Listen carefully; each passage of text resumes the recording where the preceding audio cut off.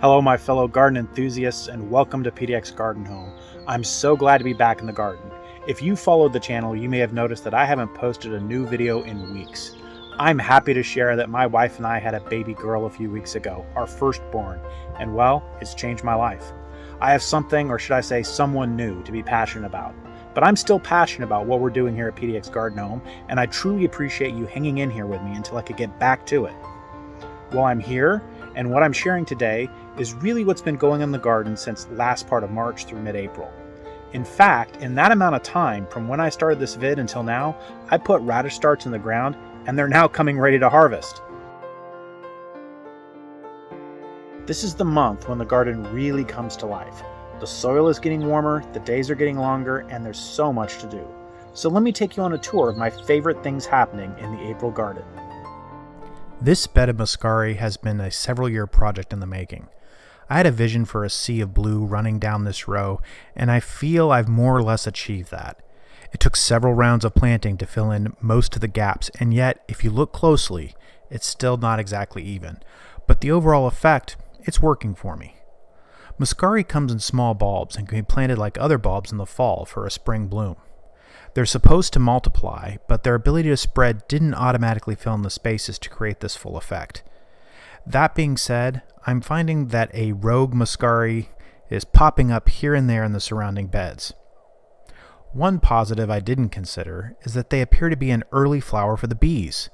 I saw these bees having a muscari party the other day, and there aren't many other flowers out yet, so I see that as a great start to attracting pollinators to the garden early. Hopefully now that these early pollinators are here, they'll continue to enjoy the garden as it wakes up, more blooms become available, and maybe bring their friends. I of course love pollinators because more pollinators makes fruit set on the kitchen garden even better.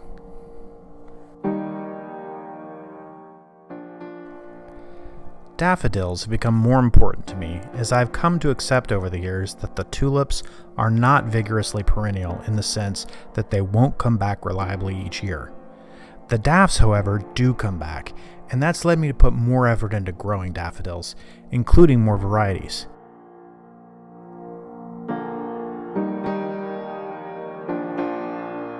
You'll see in the garden we have classic yellow, white ones, salmon-colored ones, contrasting colors on the outer and inner petals, and even some miniatures.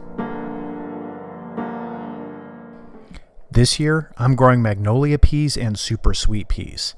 They're both a type of sugar snap pea, which is what I prefer to sow over snow peas. I really like the juicy sweetness that you get with a sugar snap pea. The super sugar snaps have worked really well for me in past for flavor. But the magnolia, while not quite as juicy and sweet, I do like the purple pods in the garden, and they seem to tolerate heat better, producing longer than my other sweet peas. I often like to grow some shelling peas just for cracking open and snacking on raw in the garden, and just a few vines will do it. I don't like the hassle of actually growing them, then having to shell them for a proper meal. That being said, I missed including shelling peas in my starts this year, and it's a little late for me to start them now. I probably could, so I wouldn't discourage you if you have yet to plant your peas. You probably can still get some peas in the ground and get some crop. I just know with my schedule, I won't get out to the store, buy some more seeds, and get them in the ground with all the other gardening tasks that I have going on right now. As you can see, I grew my pea starts in cell trays, and now I'm plopping them into my main veggie beds against the trellises. I don't plant these directly because once they sprout, slugs tend to get in them before I realize what's happening.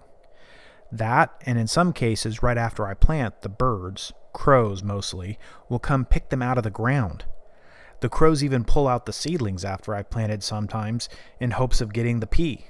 They did that with these actually, but I saw it right after and I replanted them and, well, all seems to be well now.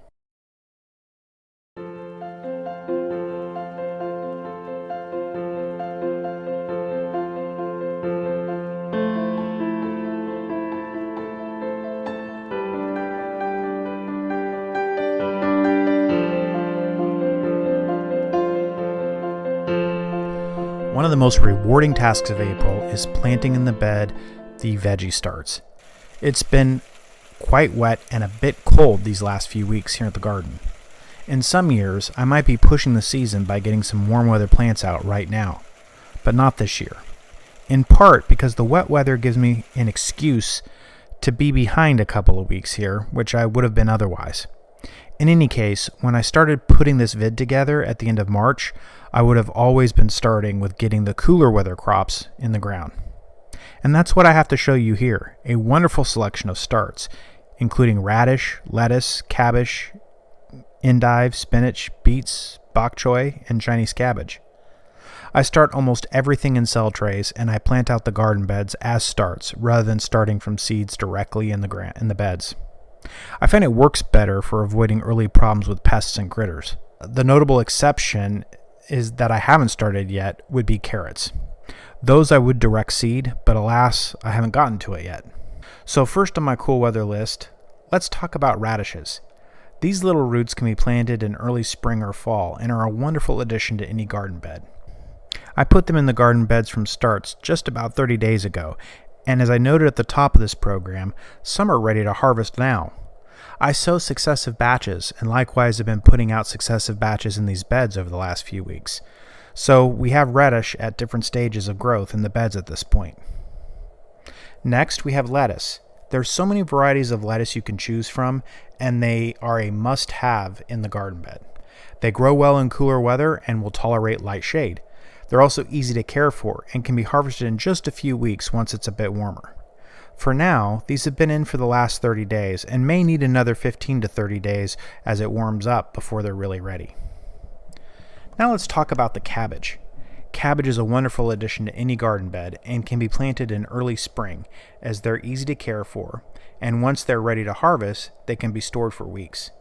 Cabbage can take a lot of space, but I love the look of a cabbage head and the surrounding leaves in the garden, so I've spread out the planting throughout the veggie beds. Endive is another fantastic green, a little bitter, but add some cheese or vinegar, lemon juice, and it can make a great salad.